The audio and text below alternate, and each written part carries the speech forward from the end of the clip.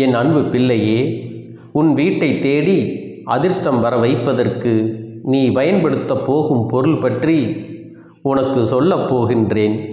அது மட்டுமல்ல, நமக்கு பண கஷ்டமும் மன கஷ்டமும் குடும்ப உறவுகள் சரியாக இல்லையே, யாரை நம்புவது என்று தெரியவில்லையே, யாரும் துணையில்லாமல் அனாதையாக நிற்கிறோமே, நமக்கு உடம்பும் சுகமில்லையே என்று பெருங்கவலையும் மனதளவில் வந்து தவித்து போகின்றோம் அல்லவா?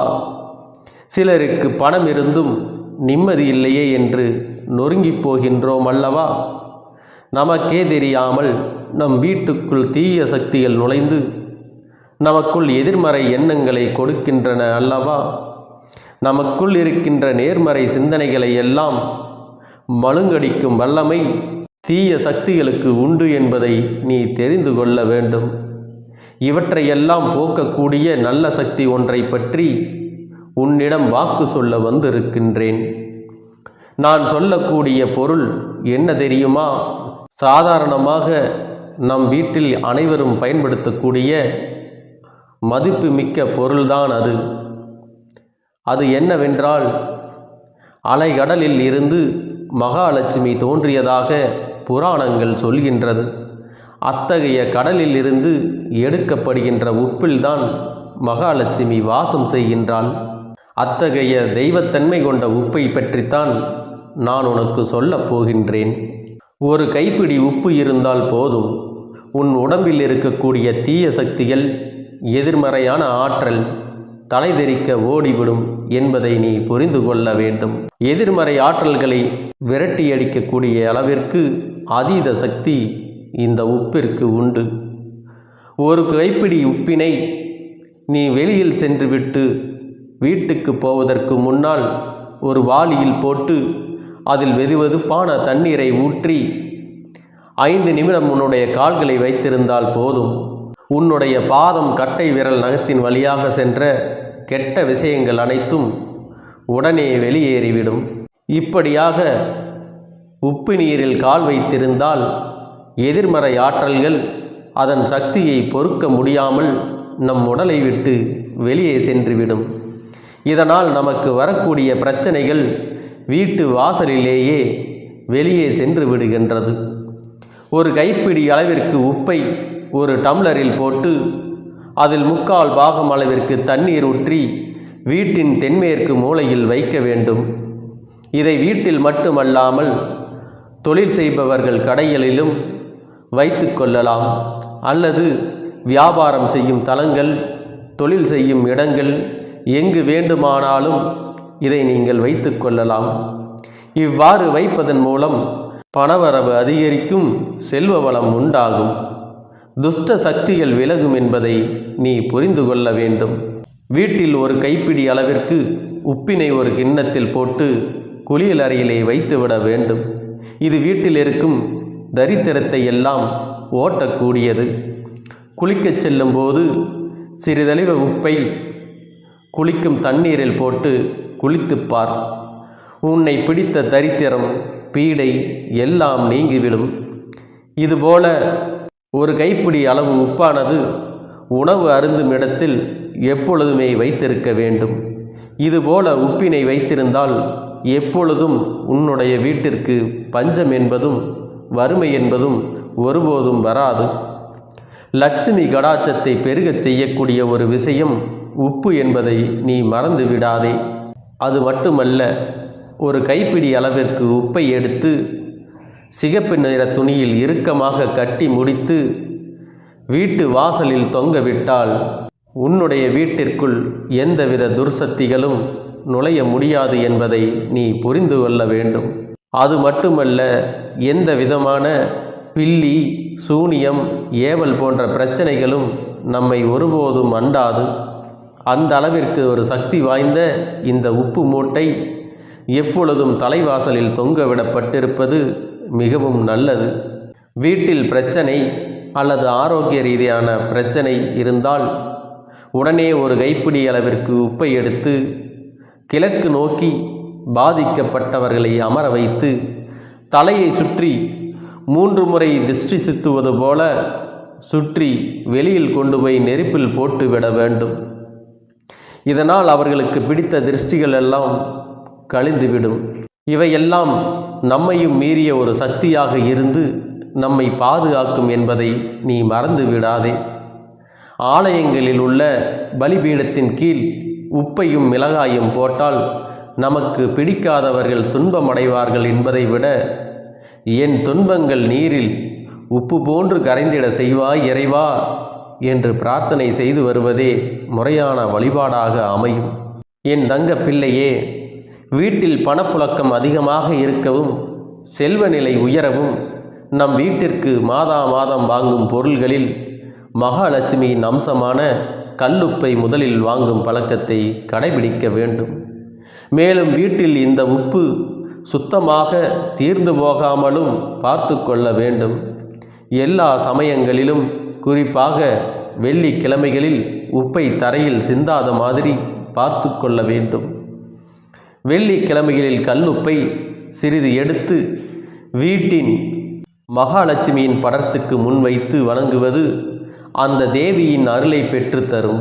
வீட்டில் இருக்கும் வயதான பெண்கள் ஒவ்வொரு வாரமும் ஞாயிற்றுக்கிழமைகளில் வீட்டில் உள்ள அனைவரையும் வரவழைத்து 1-2 காய்ந்த மிளகாய்களை எடுத்துக்கொண்டு அனைவருக்கும் திருஷ்டி சுத்தி அந்த உப்பையும் மிளகாயும் தீயிட்டு கொளுத்த வேண்டும். அப்போது அவை இரண்டும் பொறுத்து கொண்டு எரிந்தால் நம்மிடமிருந்த மிகுந்த தீய அதிர்வுகளை அது ஈர்த்து கொண்டுள்ளது என அறியலாம்.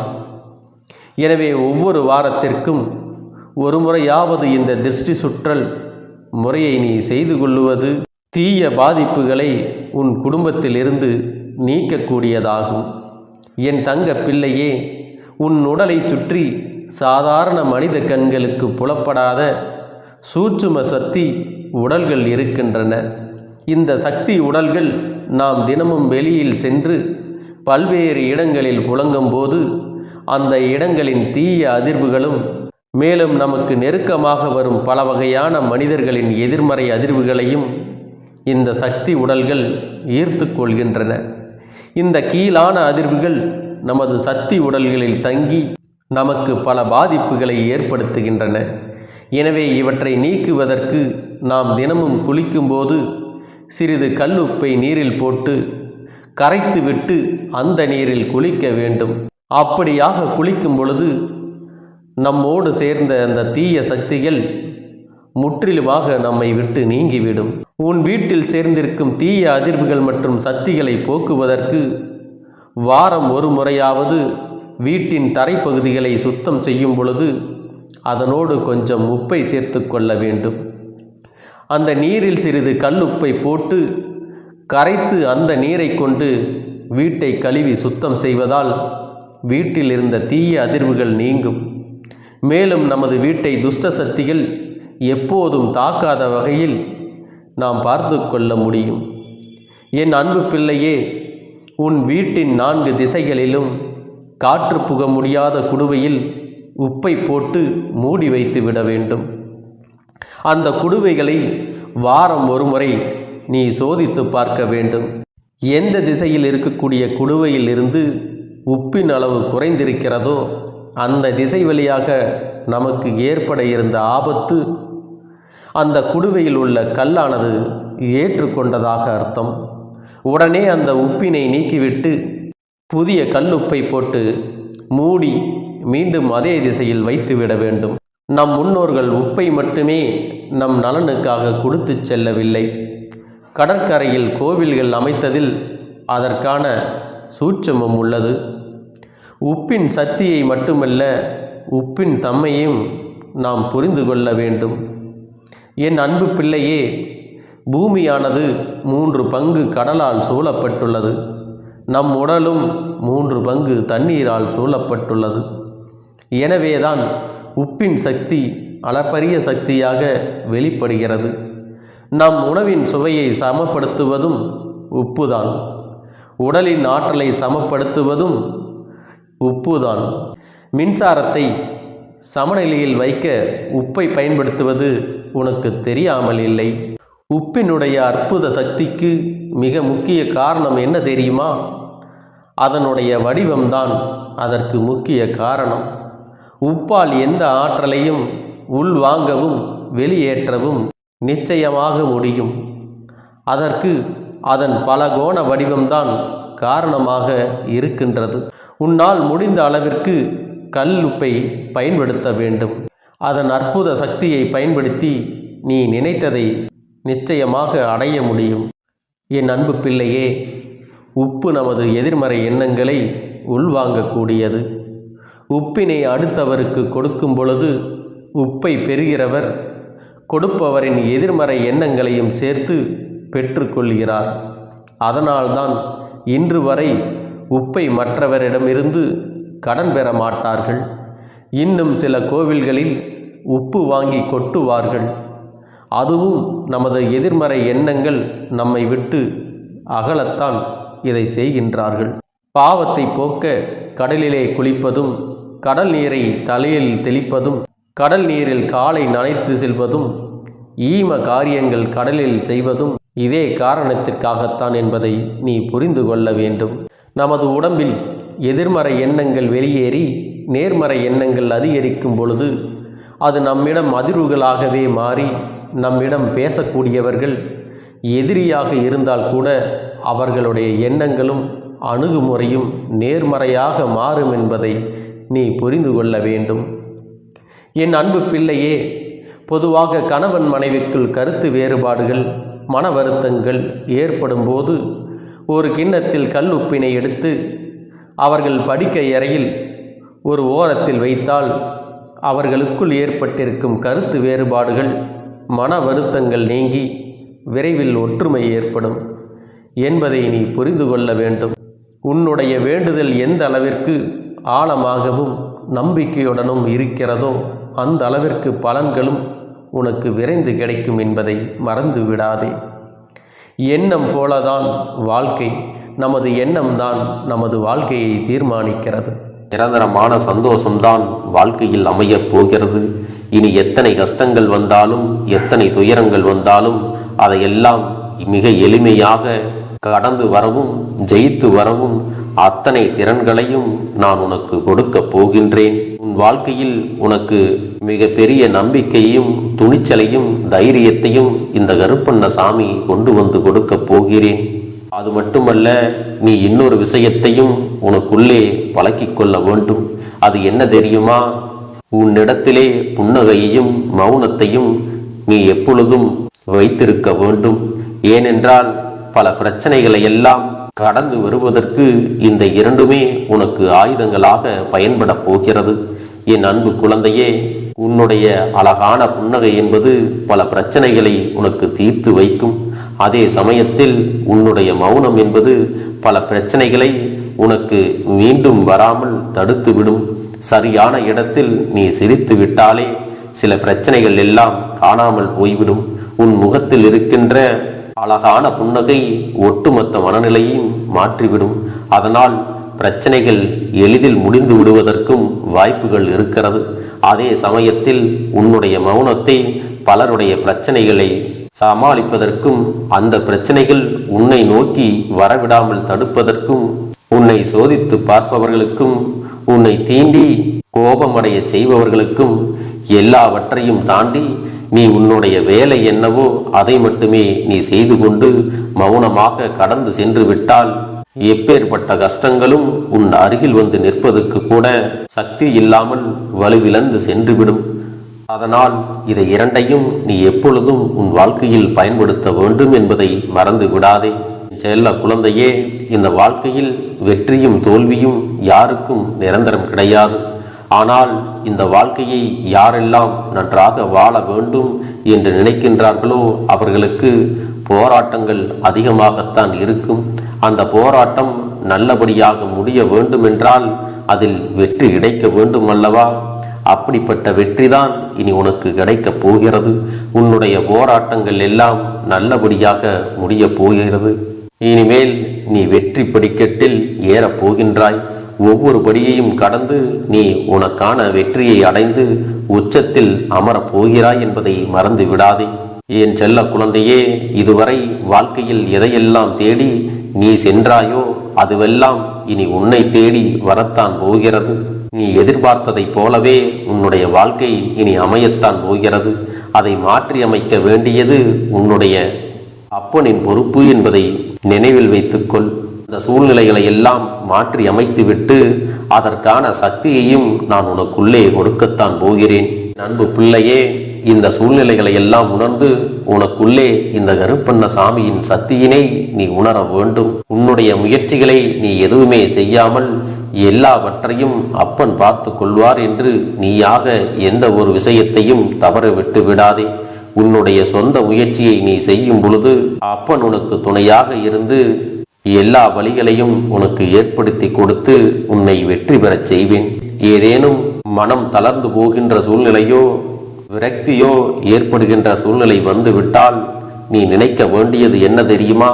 இந்த அப்பனை நினைத்து கொண்டு என்னால் முடியும், என்னால் இந்த விஷயத்தை செய்ய முடியவில்லை என்றால் யாராலும் செய்ய முடியாது, என் அப்பன் துணையாக இருக்கிறார், நான் இதை செய்து விட்டுத்தான் வேறு வேலையை பார்ப்பேன் என்ற தன்னம்பிக்கையை நீ உனக்குள்ளே அதிகமாக வைத்திருக்க வேண்டும். என் அன்பு குழந்தையே, உன்னுடைய மனதில் தோன்றுகின்ற எண்ணங்களை எல்லாம் நீ எப்பொழுதும் நேர்மறையாகவே வைத்திருக்க வேண்டும். அது மட்டுமல்ல, எப்பொழுதெல்லாம் நீயாகவே உனக்குள் பேசிக் கொள்கின்றாயோ அப்பொழுது உன்னுடைய வாயிலிருந்து வருகின்ற வார்த்தைகள் எல்லாம் என்னால் முடியும், நான் தான் இதை சிறப்பாக செய்வேன், என்னை விட இங்கு யாரும் இந்த வேலையை இத்தனை சிறப்பாக செய்ய முடியாது என்ற நம்பிக்கையை நீ அதிகமாக வைத்திருக்க வேண்டும். உன்னுடைய எண்ணங்களை நேர்மறையாக மிக அழகாக நீ சிந்திக்க தொடங்கிவிட்டால் உன்னுடைய வாழ்க்கை மிக அழகான பூந்தோட்டம் போல மாறிவிடும். உன்னை சுற்றி இருப்பவர்கள் எல்லோரும் உனக்கு நன்மைகள் மட்டுமே செய்வார்கள். தவறுகள் செய்வதற்கோ துரோகங்கள் செய்வதற்கோ நினைக்க மாட்டார்கள். அவர்கள் மனதில் அப்படி ஏதும் தவறான எண்ணங்கள் இருந்தாலும் அவர்கள் எல்லாம் உன்னை விட்டு விலகி ஓடி விடுவார்கள். என் அன்பு குழந்தையே, உன் வாழ்க்கையில் எல்லா செல்வ வளங்களும் எல்லா நன்மைகளும் உனக்கு கிடைக்கும்படி நீ ஆசைப்பட்ட எல்லா விஷயத்தையும் நான் செய்து கொடுக்க போகின்றேன். எல்லாமே உன்னுடைய நன்மைக்காகத்தான் அமையப் போகின்றது. எல்லோருக்கும் அவர்கள் நினைத்தது போல ஆசைப்பட்ட வாழ்க்கை அமைந்து விடாது. அதே நேரத்தில் நீ இந்த அப்பனை நம்பிக்கொண்டு தொடர்ந்து நீ முயற்சி செய்து கொண்டு வருவதால் நீ எதிர்பார்த்ததை விட அழகான சிறப்பான வாழ்க்கையை நான் அமைத்து கொடுக்கத்தான் போகிறேன். யார் என்ன நினைத்தாலும் பரவாயில்லை என்று யாரையும் நீ ஏமாற்றாமல் உண்மையாகவும் நேர்மையாகவும் உன்னுடைய மனசாட்சிப்படி நீ வாழ்ந்தாலே போதும். உன்னிடத்தில் தெரிந்தே தவறுகள் செய்பவர்களையும் துரோகங்கள் செய்பவர்களையும் மீண்டும் மீண்டும் நம்பும் அளவிற்கு நீ ஒருபோதும் முட்டாள்தனமாக இருந்து விடாதே. என் செல்லமே, அப்படிப்பட்டவர்களிடமிருந்து நீ விலகி இருந்து அவர்களுக்கான அந்த தவறினை உணர்த்த வேண்டும். உன்னுடைய நடவடிக்கைகள் தான் அவர்களுக்கு மீண்டும் அப்படி ஒரு தவறு செய்துவிடக் கூடாது என்ற எண்ணத்தை உருவாக்கும்.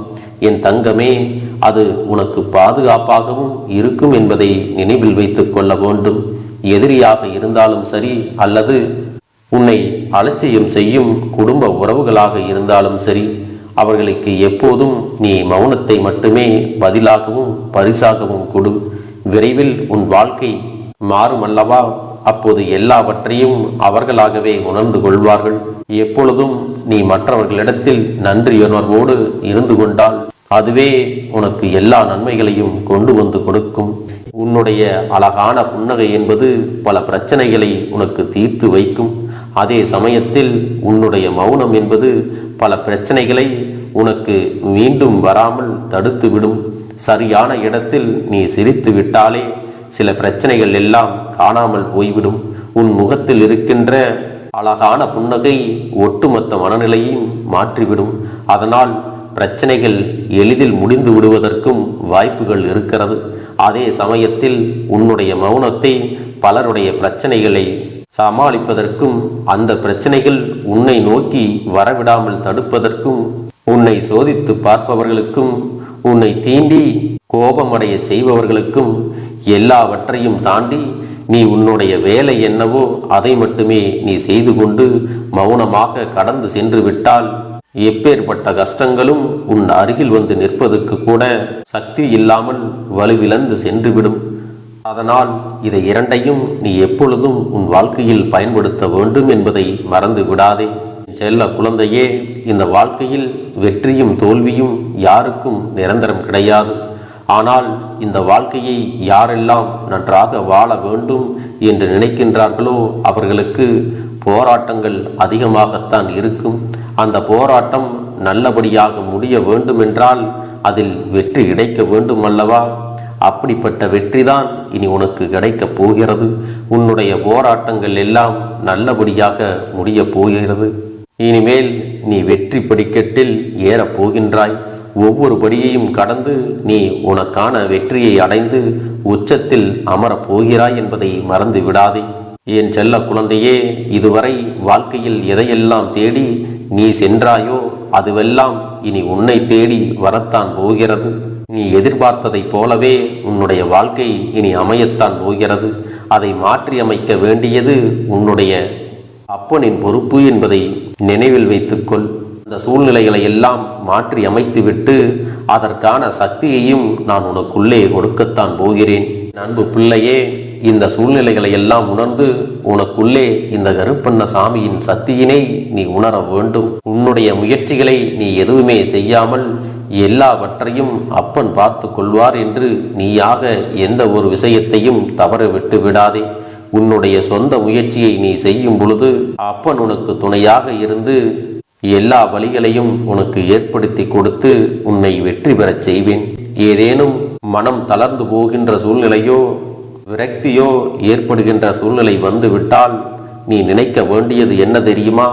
இந்த அப்பனை நினைத்து கொண்டு என்னால் முடியும், என்னால் இந்த விஷயத்தை செய்ய முடியவில்லை என்றால் யாராலும் செய்ய முடியாது, என் அப்பன் துணையாக இருக்கிறார், நான் இதை செய்து விட்டுத்தான் வேறு வேலையை பார்ப்பேன் என்ற தன்னம்பிக்கையை நீ உனக்குள்ளே அதிகமாக வைத்திருக்க வேண்டும். என் அன்பு குழந்தையே, உன்னுடைய மனதில் தோன்றுகின்ற எண்ணங்களை எல்லாம் நீ எப்பொழுதும் நேர்மறையாகவே வைத்திருக்க வேண்டும்.